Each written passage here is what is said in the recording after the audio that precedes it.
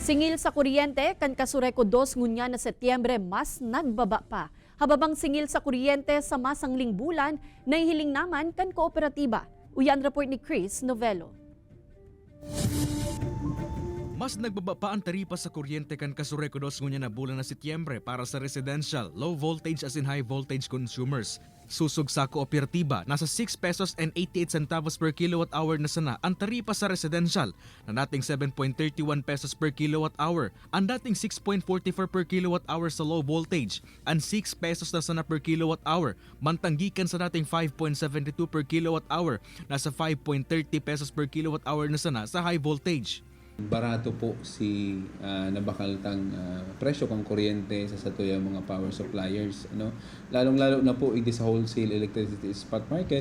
Hababa man subuot ang generation charge na ipinapasa kan mga power generator kan kooperatiba.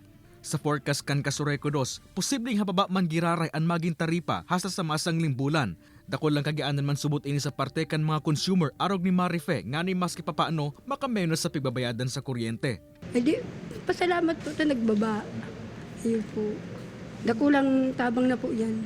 Sa ibong kan nababang taripa ngunya na bulan, inabisuhan man giraray kan kooperatiba ang mga konsumidor na magtipid sa paggamit nin kuryente, sirig kan ginigibo ni Angie. May posibilidad ka subot susog sa kooperatiba na maglangkaw man giraray ang bayadan sa kuryente kung halangkaw ang diman urog na sa mga nagagamit ning appliances na mas mokusog magkonsumo ning kuryente.